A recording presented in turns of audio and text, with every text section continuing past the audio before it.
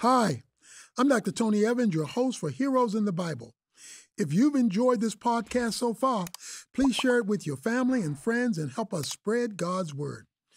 Welcome to the epic adventure of David, a story of honor, battle, jealousy, darkness, friendship, love, scandal, and murder. While most people know of David the myth, few know about David the man. In this episode, we will get a grand view of the king's faith. We get to peek behind the curtain to see some of the more intimate conversations David has with God. We also get to see him leading the people in praise, while also learning some hard lessons about God's holiness. This is one of my favorite episodes because we get a more extensive look at God's interaction with David. Before, he has been a figure to speak in some small bursts and move behind the scenes. This episode places God as a prominent character. More than that, God is the warrior and king in this episode. You will be amazed to witness God lead a battle, lead a worship session, and lead the decisions of the king. David is like us in this episode, simply watching God in amazement. This episode also introduces some inner conflict and doubt. It's a healthy thing to struggle with God. Israel does mean to wrestle with God, after all. David has some lower moments of doubt. He questions God's motives and seeks more clarity on the decisions he's made. David lays out a great example for us in this episode. He models what it is like to struggle through doubt, ask questions, and be content with an answer that is given. At the end of the episode, God gives David a grand promise. It's a promise we all knew was coming. But as he speaks, we can't help but step back in awe. God has been on a rescue mission since the beginning of mankind, and David is being roped into the process. I can't wait to enjoy this episode with you. Here is episode 22, The Worshipful Warrior.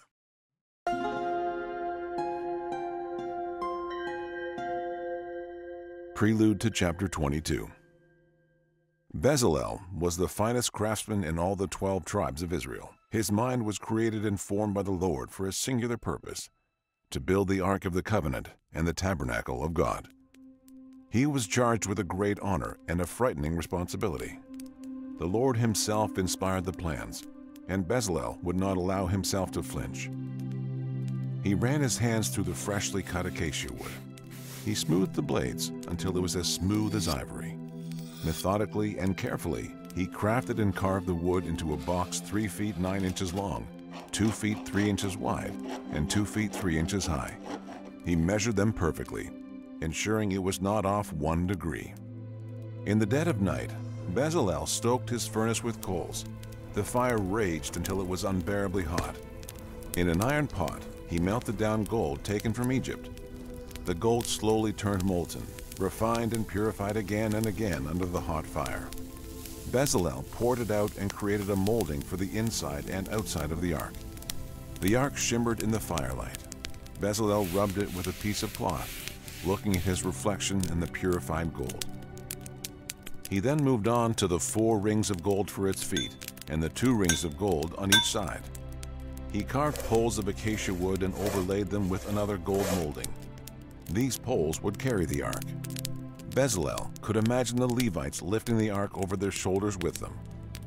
He beamed with pride as he ran his rough craftsman hands over the smooth wood. More gold was poured into the iron and melted down. Bezalel took the large and malleable piece of gold out of the fire and touched his blade to it. Out of the formless piece of precious metal, he carved 2 beautiful cherubim. Once they dried in the cool midnight air, he took them back to the tent and hammered them into the ark on either side. The cherubim's wings spread above the arm and met in the middle. Their shadow was cast over the ark, protecting the mercy seat he crafted between the cherubim. Bezalel took a step back and observed what he had just created. Within the ark, he placed the tablets of the law that Moses brought down from Mount Sinai, a jar of manna, and Aaron's rod that miraculously budded as a confirmation of his leadership, relics that testified to God's faithfulness. The craftsman sighed and smiled. It was complete, a symbol of God's presence, faithfulness, and unwavering devotion to his people was completed. Chapter 22. The Worshipful Warrior. King Achish screamed as he flipped the table in front of his throne. Servants scattered as the Philistine king raved and swung his sword in anger. He threw his spear at the pelts mounted on the wall and yelled again. I let David into my land. I fed him, housed him, and let him thrive. Now he has been made king of Israel? The massive king kicked over the iron pit holding his fire. Embers poured out onto the stone floor, making the whole room heat up. King Achish was beside himself with rage. He felt like a fool for trusting David and allowing him to reside in his kingdom. I want his head on a pike, he yelled. Gather all the able men we have. Send word to the other kings. I shall slaughter him as I did King Saul.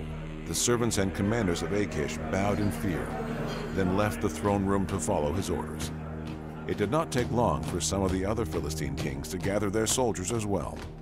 A united Philistine army was coming for the head of King David.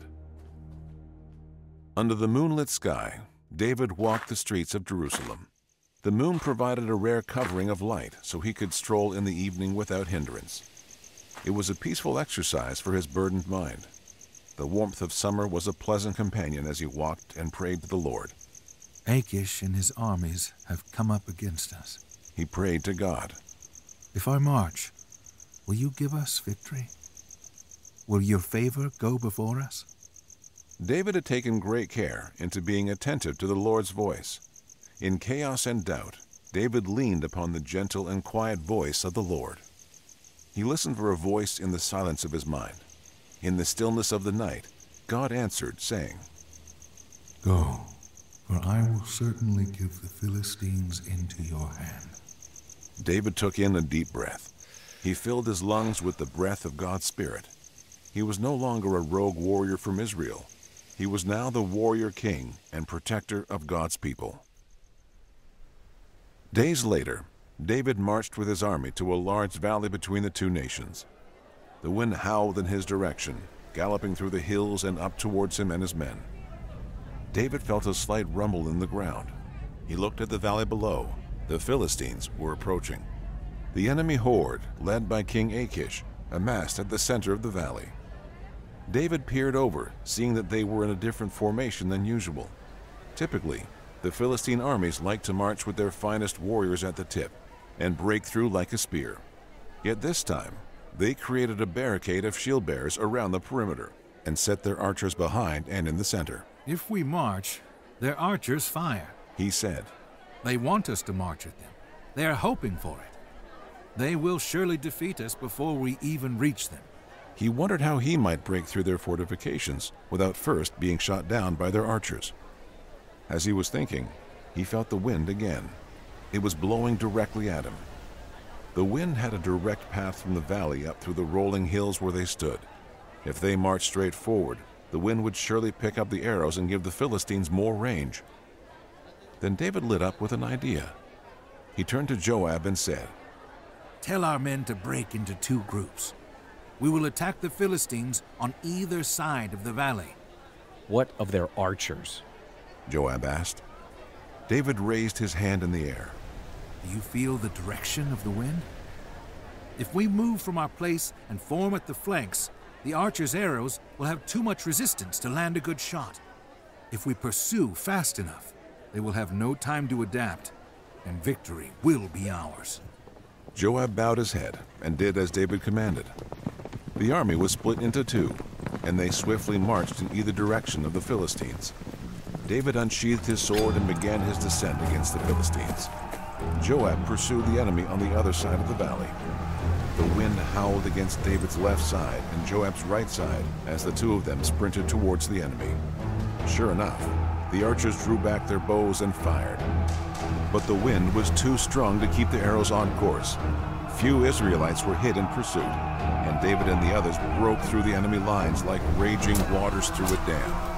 King David was the first to break through, leaping at one of the shield bearers and knocking him over. It was the first battle with the united armies of Israel under their new king, and the victory was swift and decisive. The warrior king danced through the enemy ranks with rapid strokes of his sword and flawless determination. The Philistines were reminded of why they once feared David, the giant slayer. King Achish, a king that was no stranger to war, called for his men to retreat. David and the armies of the Lord were too overwhelming, breaking through each defense system they put in place. The children of God cheered as their enemies fled in defeat. David rose his blood-soaked sword high in the air and roared. He turned to his men and cheered with them. On this ground, we have broken through our enemy with unrelenting force. Like mighty and rushing waters, we have overwhelmed the Philistines. Thus, this unnamed valley shall now be called Baal Perazim, which means breakthrough, for the Lord is a God of breakthroughs. The Lord is a God of power over all those who would seek to enslave us. The crowd erupted in earth-shaking praise for their God and their king. This was his first victory as king over Israel, and it would not be his last. The camp of the Philistines was close by. The men began to sift through their belongings, seeing what wealth they could bring home. David saw a tent erected in the middle of their camp. The material was a deep blue with golden poles keeping it upright. David walked inside to see statues and idols erected to the Philistine gods, Dagon, Gaza, and Ashdod. Offerings of human blood laced the floor of the altars. The sight made David cringe. For all your praying and sacrifice to these gods, where has it gotten you? David whispered to himself. What does it profit you to worship these impersonal statues? He gestured for his men to pack up the idols and take them away. Today was the Lord's victory, and David would not allow these false gods to remain standing. 2 months passed, and the Philistines had time to regain their strength and try again to knock at the borders of Israel. Achish and the united Philistine kings amassed a greater army than before, pulling in mercenaries and hired servants from other nations. Joab sent spies to scout out the encroaching horde. They returned with bleak reports. They have settled near our borders, out in the valley of Rephaim, they said. The enemy is more vast in number than before, stretching across the whole valley beyond the forest. Joab, disturbed by the news, brought it to David. He knelt before the king with great distress. However, David remained silent and contemplative. David stood up from his throne and walked down the steps of his home. His humble gardens were out front, soaking in the final rays of the day. The sun was heavy in the sky and about to tuck itself under the horizon. David strolled among the garden, feeling the flowers and listening to the rustling of leaves above. Even though he had just defeated the Philistines before, it by no means gave him a false sense of security. He knew that every battle was won or lost by the will and sovereignty of God. He refused to march unless the Lord had ordered it. So as the sun's final light collapsed under the hills, David knelt by the olive trees to pray. They have returned, Lord, David whispered. What shall we do? Once again, David implored of his God. He looked to him like a sheep does to his shepherd, and like the Lord had done so many times before, he answered him. You shall not go up against them, the Lord said. David's head tilted to the side at the thought. He did not expect that answer. However, the Lord continued to speak to David in the quietness of his heart. Go around the armies of the Philistines to the rear. Wait there opposite the balsam trees.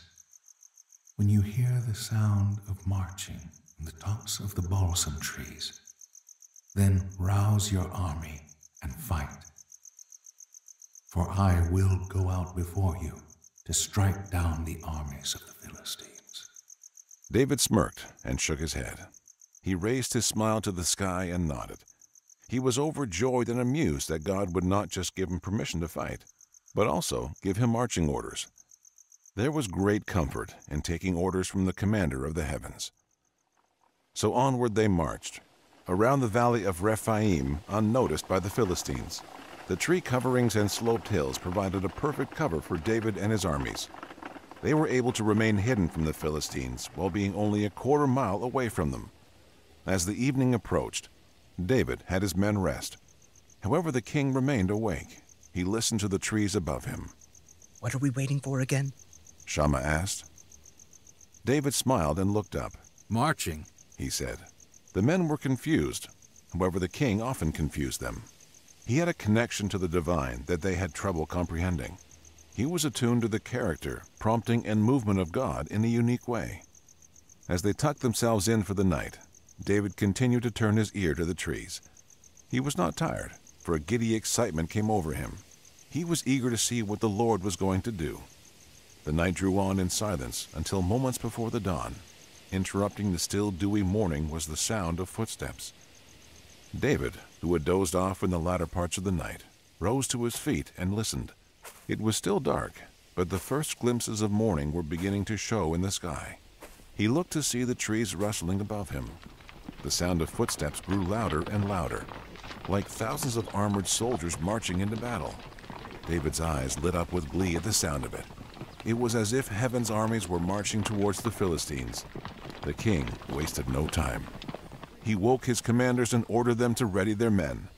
"Arm yourselves! He yelled. Today we follow the Lord into battle!" David ran ahead of his men with speed and enthusiasm. He followed the sound of the trees, forcing himself to keep up. The sound of marching above was just a few paces ahead, and David could sense that they were getting closer to the Philistines. The forest reached its end, and an opening through the trees emerged to reveal an entire army of Philistines in disarray. The Lord had gone before them, and the enemy wasn't ready for the army of Israel. David once again was the first to enter the fray of battle. With a force even greater than before, the army of God prevailed. David and his men reveled in their victory, basking in the faithfulness of the Lord. God showed himself that day to be a forerunner. He went before the people and secured the victory on their behalf. All they had to do was walk in the victory already prepared for them. This was but a glimpse into the future victory God would win for his people. Victory over sin, death, and destruction will be secured by God himself, and his people would only have to listen for him and follow. It was like a tidal wave of joy and worship. King David stretched his arms out wide before the people of Israel, shouting and singing praises to God. The sea of faces were beaming with hope and joyful adoration for their God. Jerusalem was overflowing with pure and unwavering worship, with David at the center leading the people in praise. He had gathered 30,000 of his best men to leave the gates of Jerusalem to Baale, Judah. There resided the Ark of the Covenant, God's chosen dwelling and a symbol of his presence among the people. The Ark was a picture of God's faithfulness to his people and the covenant he made with them long ago in the days of Moses. David led the procession to Baale, Judah, with the 30,000 behind him. They found the house of Abinadab, where the ark was being kept safe. The king, along with the priest, stepped forward as Abinadab took them to a secret place where the ark was being hidden.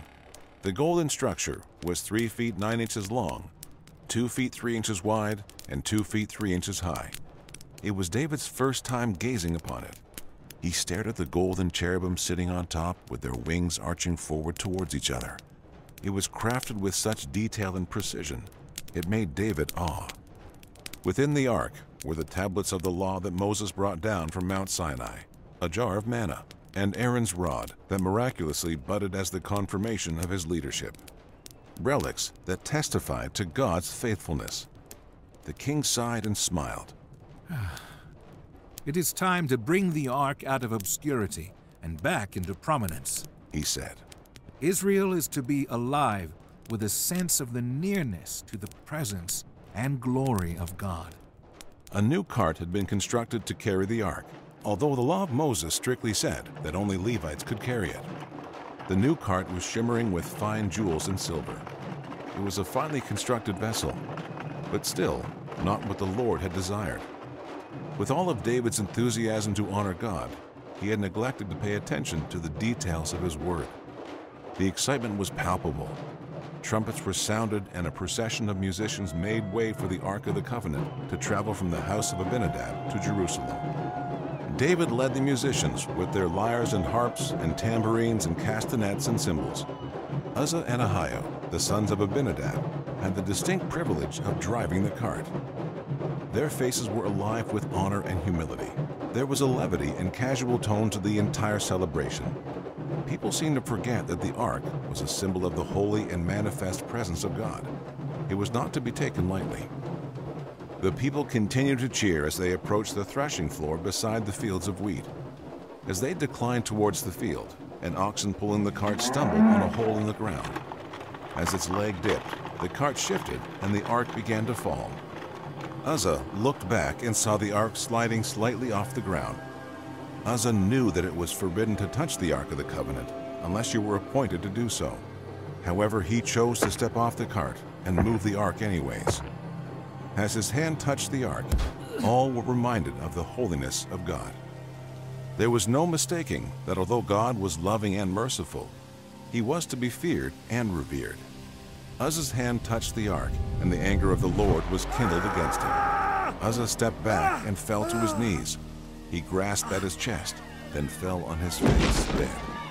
The entire procession of people paused. Uzzah had been struck down by God. David ran to Uzzah and held his lifeless body in his arms. His face had been filled with hope and joy just moments before. Now, his face was pale and devoid of life. David's body began to tremble. Angry tears ran down his face as he looked up to the ark propped up on the cart. How could you do this?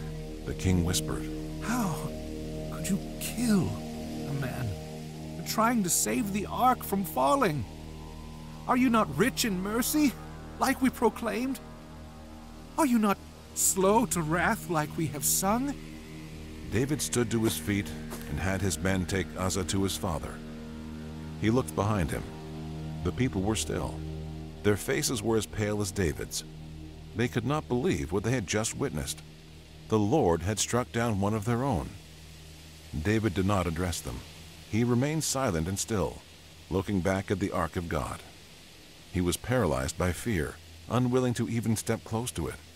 Is God not who I thought he was? David thought to himself. How can the ark of the Lord come with me to Jerusalem? David looked across the fields of wheat and saw a large home nestled between two hills. It was the home of a man named Obed-Edom the Gittite. He was a faithful man with a generous heart. David left the procession and entered the home of Obed-Edom. With his head held low, he explained to him what had happened and commissioned him to allow the ark to remain on the premises until the Lord spoke otherwise. The king and 30,000 people who followed him departed back to Jerusalem. David sat quietly by the fire with his hands folded over his mouth. The flickering flames were mesmerizing. He could always think deeply by a fire. He enjoyed watching the coals radiate heat. The king leaned forward and shook his head. Why? He asked God once again. It had been 3 months since he left the ark, and for 3 months David racked his brain on what could have possibly caused God to slay Uzzah. There were aspects of God's character that David could not quite comprehend. Seemingly small contradictions added up to larger questions. At night, David would often consider the depth and nuance to the nature of God. How someone from whom all life flows can also administer the touch of death. There was an unsearchable and unknowable quality to God that David found both frustrating and beautiful. As David thought about these things, he heard a knock at his door. A servant entered in and bowed his head. My king, I have news from the house of Obed-Edom. David's stomach churned. He turned to his servant inside. What has happened? He asked in a frightened tone. Were one of his sons struck down for polishing it? No, my lord. On the contrary, it seems as though in the past 3 months, Obed-Edom and all his household have been abundantly blessed. David perked up and gestured for the servant to continue. Apparently, his daughters have found godly husbands, his cattle have produced offspring in great numbers, and his wealth has increased tenfold. I even hear his eldest son is expecting another son, making that 6 grandchildren. The servant stepped forward, seeing that David's mind was clearly racing. If I may, my lord, I would venture to say that his household has been blessed because the ark resides in his home. The Lord has clearly shown him grace. The servant then bowed his head and left. David redirected his gaze back to the fires. The flame swayed from the breeze blowing in from the window. He shook his head again and ran his hands through his curls. Shall I finish what I started then? He asked with a sigh. Will you bless me? David contemplated the Lord and his favor on the household of Obed-Edom.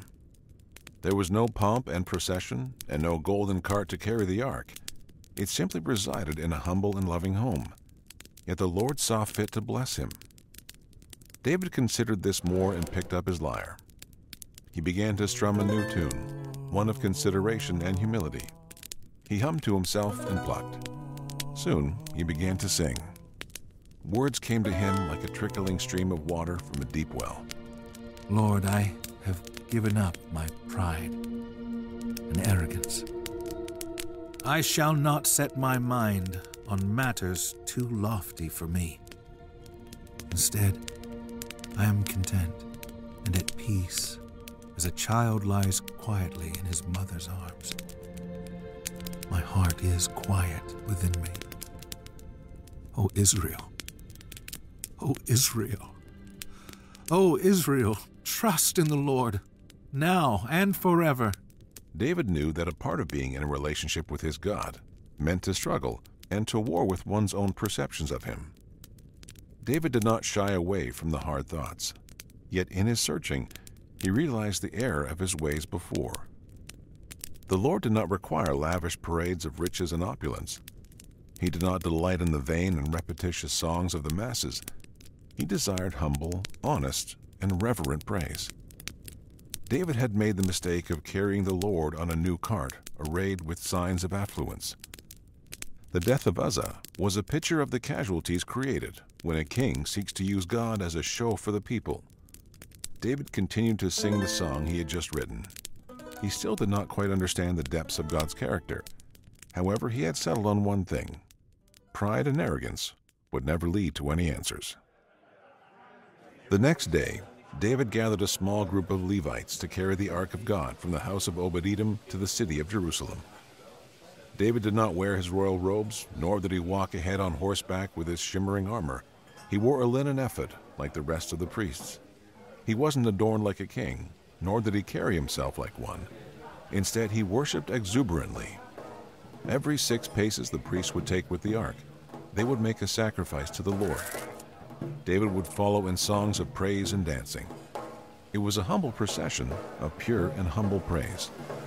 As they approached the city gates, David had his men blow their trumpets and signal the arrival of the ark. The people bowed as it entered the city. People's hearts welled up with joy, fear, awe, and worship. They shouted as it entered the heart of the city. They worshiped the coming of a new age, an age of devotion to their God. Before, other gods and idols had tugged at their hearts and tempted them. However, now that David was their king, they saw an example of what it means to follow after the heart of God. Not all, however, were impressed. Watching from her bedroom window was Michal, David's wife and daughter of Saul. She crossed her arms and scoffed at the king. Look at him, she said to her servants. Look at him, dressed in the lowly garb of a common town priest. She sneered at the very sight of him. She watched David enter the palace courtyard, leaping and dancing before the Lord. She hated him. Sure, she had loved him before, but things had changed. She fell in love with the brave young warrior who slew Goliath. She did not know he would turn into some half-breed between peasant and king. The way he freely expressed his emotions and danced without a care to who was watching made her royal blood boil. My father would never have done such a thing. So unbecoming of a king to frolic like a little girl in front of his subjects. Embarrassing. David knelt on the ground with a hammer, driving a stake into the dirt, propping up the tent where the ark would reside. He put his hands on his waist and looked up. The tent was large and in the center of the city for all to pass by. The Levites would care for the sacred site and ensure the ark was taken care of. There, they offered burnt offerings and peace offerings before the Lord. There was a sense of nostalgia for the people of Israel. They remembered stories passed down from generation to generation of the tabernacle of God and the tent of meeting.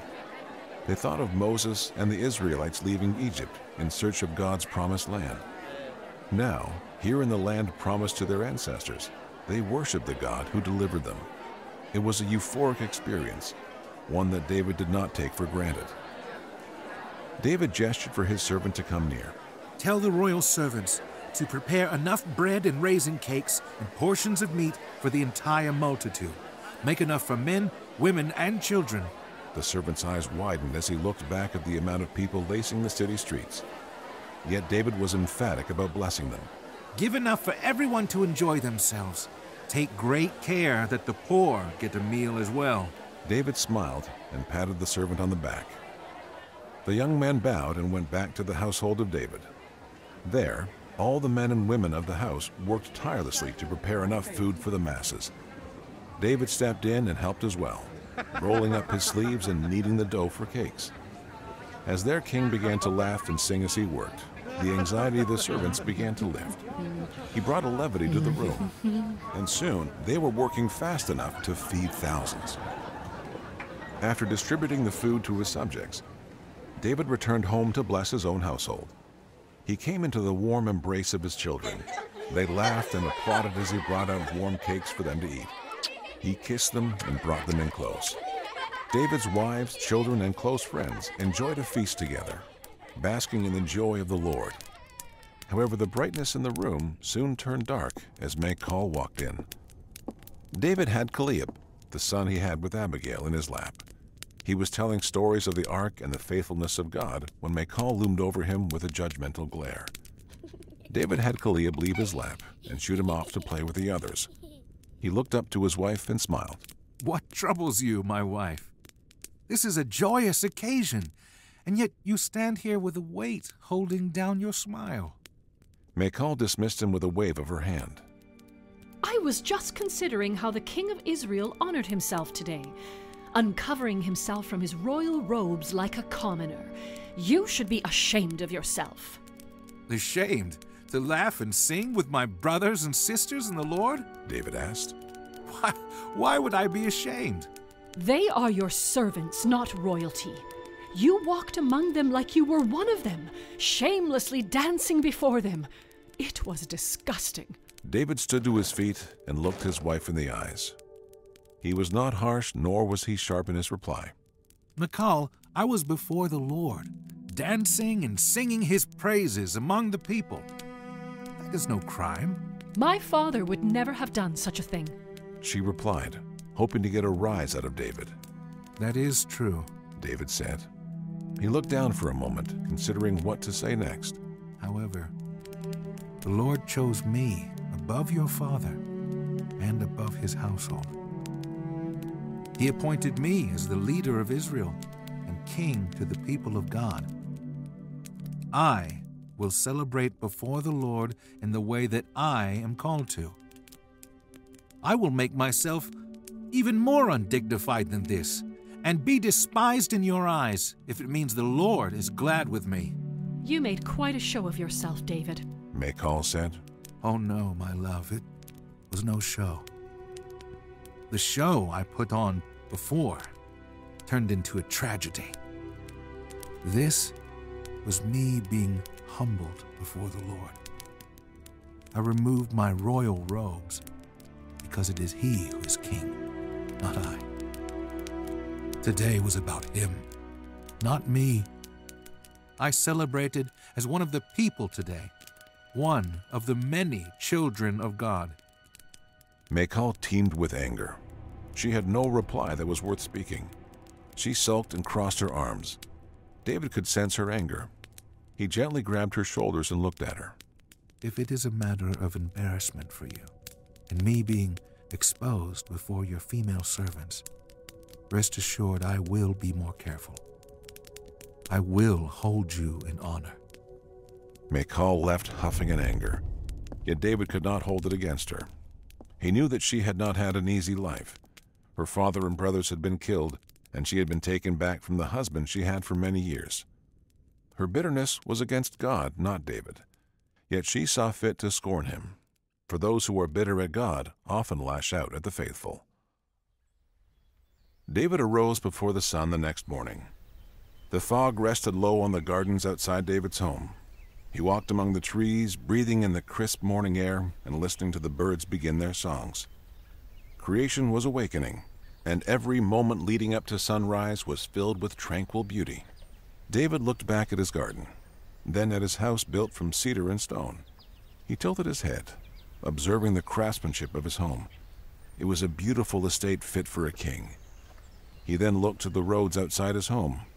Down the road was the tent where the Ark of the Covenant lay. He could not help but feel a slight pang of conviction that he was able to reside in such a magnificent place, while the Ark dwelled in a tent. As the king thought of these things, he spotted the prophet Nathan walking among the olive trees. Nathan was a dear and beloved member of the household of David. He offered insight into the heart of God and clarity to the chaos David often found himself surrounded by. The sun peaked slightly above the horizon, splashing the flowers below with vibrant color. David smiled at the sight and made his way closer to the prophet. Nathan walked slowly with his hands behind his back, soaking in the first morning light. Nathan was old enough to be David's father, but held the youthful energy of a much younger man. David respected him in every way. Good morning, Nathan, the king said. The prophet bowed his head and smiled at the king.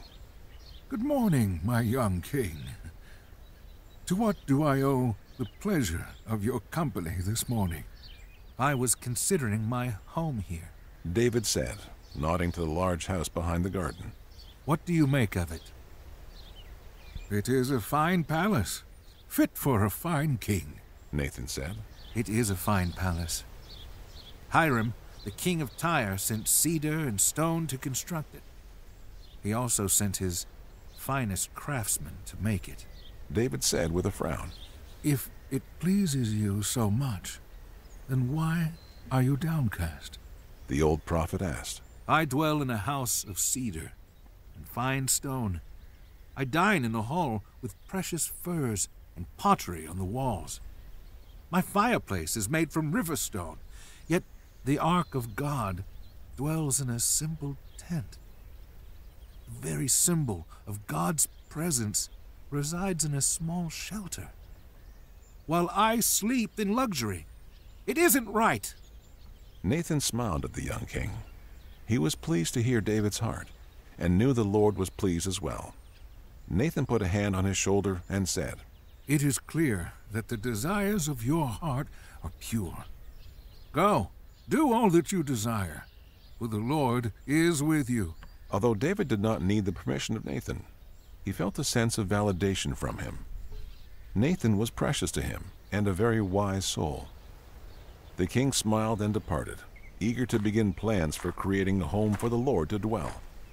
A palace for all to come and worship. A temple. Nathan watched David depart, then went his own way. He walked among the garden and prayed to the Lord. He remained there all day, seeking God and inquiring of his will. As the day turned to night, Nathan felt the prompting of God. His voice spoke clearly and without mistake. The old prophet's heart began to pound as he listened to the voice of the Creator.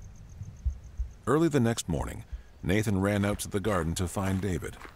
He was in the same place, soaking in the peace of the morning.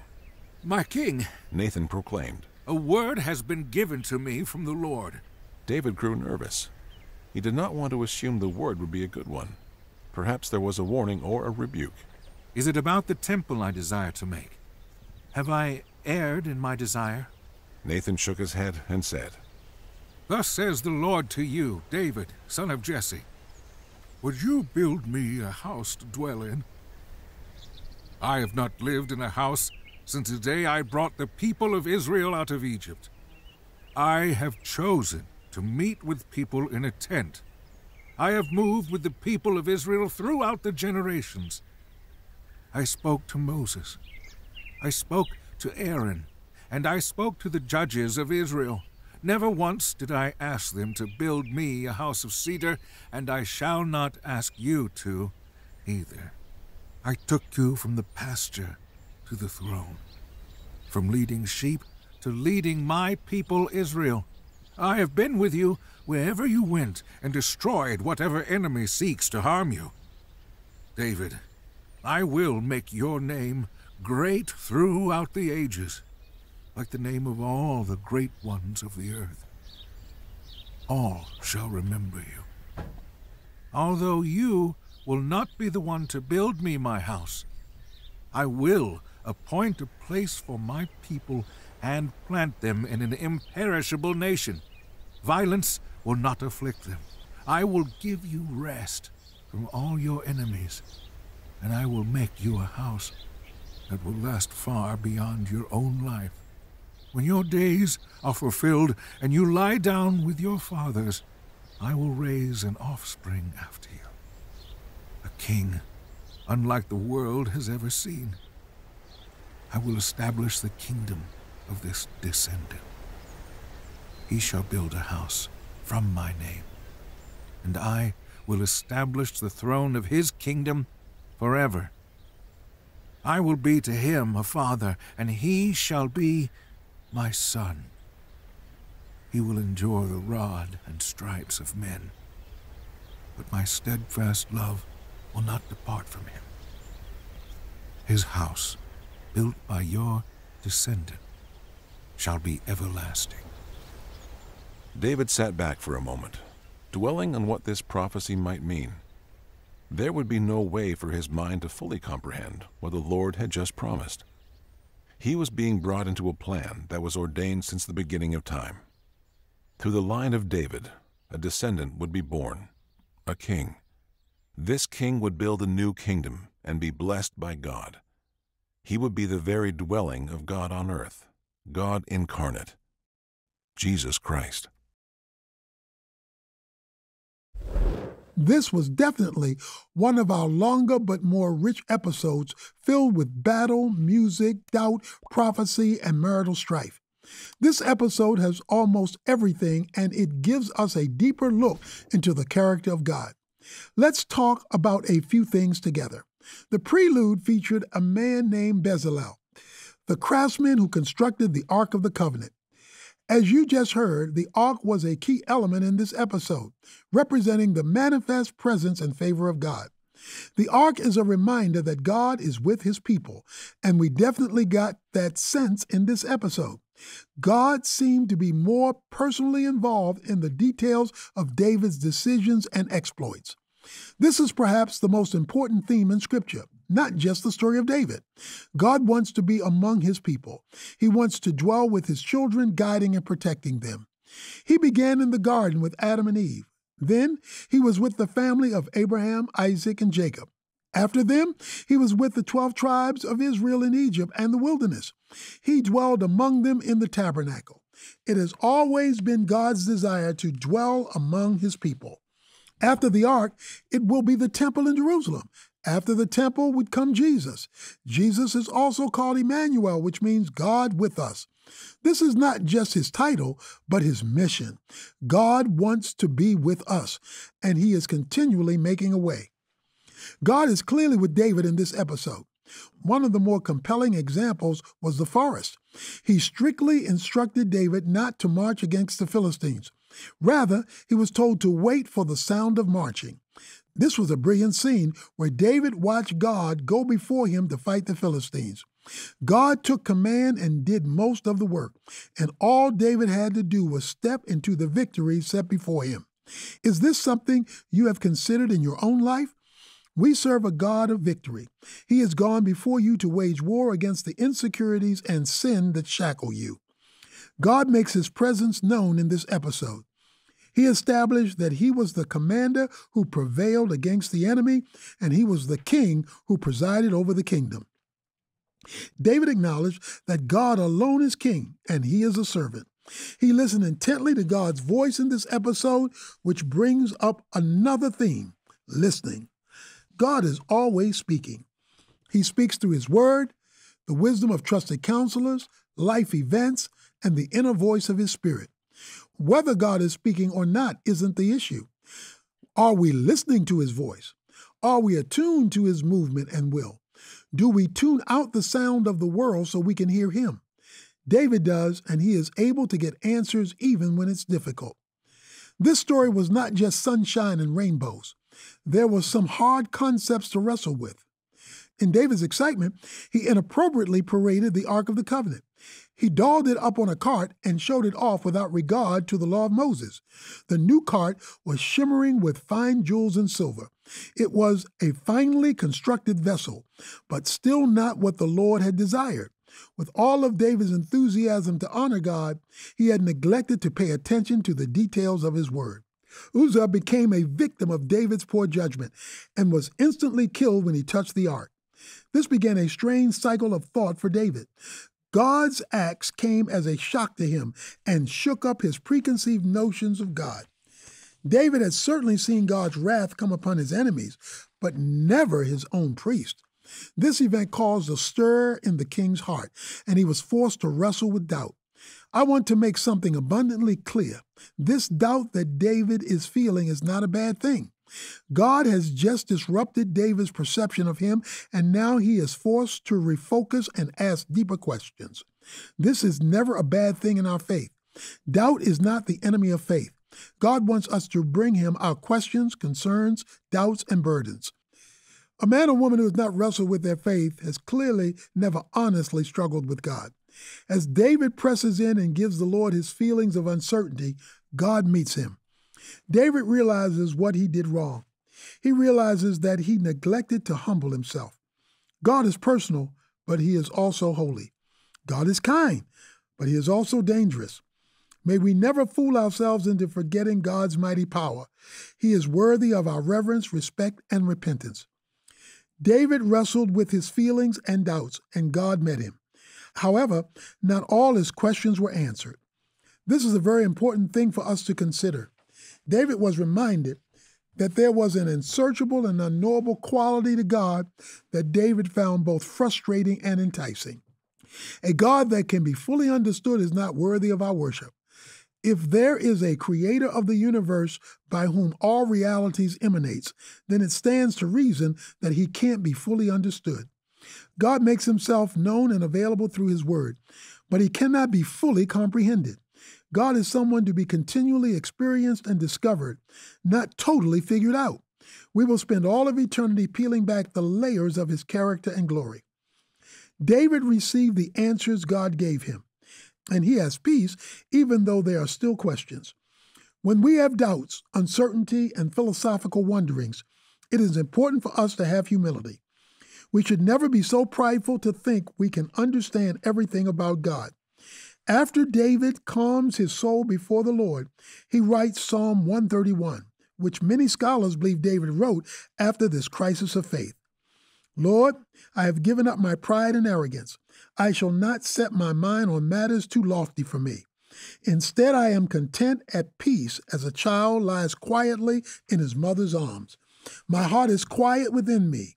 O Israel, O Israel, O Israel, trust in the Lord now and forever. David takes off his royal robes and wears a humble ephod. They ditch the golden wagon, and the priests humbly carry the ark to Jerusalem. The people still cheer, but it isn't an opulent parade. It's more of a worship service led by King David to glorify the Lord. David gets down in the dirt, helps pitch the tent, and rolls up his sleeves to help cook celebratory cakes. David has humbled himself as a servant to the people in ways nobody has seen a king do. He is a primary example of what it means to be a servant leader. Jesus, hundreds of years later, would also serve his people humbly. God esteems the lowly and gives grace to the humble. The scene with David feeding his citizens is supposed to be contrasted with Saul's early reign, when he refused to let the people eat until the Philistines were defeated. David genuinely cares about his people enough to discard the traditional separation between king and subject. In fact, David reversed those roles and served them. May we get theological together for a moment? I think it is important to mention how unique the Bible is compared to other religious texts. In Genesis, we are told that God made men and women in his image. If you were an ancient reader, you would be dumbfounded at this idea. Why? Because the term image of God was a title solely reserved for kings. To say that all men and women were created in the image of God was to say that everyone is worthy of the same dignity and honor kings were given. In the ancient world, that was unheard of. In fact, in our time, that is unheard of. This concept gave birth to what we know today as human rights. Thomas Jefferson famously said that all men are created equal, that they are endowed by their Creator with certain unalienable rights, that among these are life, liberty, and the pursuit of happiness. Genesis was the oldest recorded iteration of that concept. So when Jesus served people and treated everyone with dignity, he was expressing God's heart that everyone is worthy of dignity, honor, and respect. Kings are no greater than their subjects. Michal, David's wife, held a more traditional view and loathed him for stooping so low. She represents the world's view of leadership and nobility. She thinks kings should live above their subjects and not among them. But remember, God dwelled among us instead of living above us. The episode ended with a bright and beautiful idea from David. He wanted to build God a temple. He saw his immaculate palace and thought it sinful that he would have something so beautiful while God remained in a tent. As nice as the sentiment was, God had different plans. We end the episode with a prophecy and a promise from God. David, I will make your name great throughout the ages, like the name of all the great ones of the earth. All shall remember you. When your days are fulfilled and you lie down with your fathers, I will raise an offspring after you, a king unlike the world has ever seen. I will establish the kingdom of this descendant. He shall build a house for my name, and I will establish the throne of his kingdom forever. I will be to him a father, and he shall be my son. He will endure the rod and stripes of men, but my steadfast love will not depart from him. His house, built by your descendant, shall be everlasting. The readers of the time are supposed to think God is making a promise about Solomon, who will build a temple for the Lord. But he isn't. God is talking about a descendant of David that will establish the kingdom of God in every heart. He will make a house for God's name, but that house will be in the heart of every man and woman who trust him. This promised descendant is Jesus Christ. I enjoyed this time with you. Join me next time as we meet a new character who has been hidden from David's sight. He is a direct link to the heart of David and the lineage of Saul. Get ready for episode 23, Strength and Love.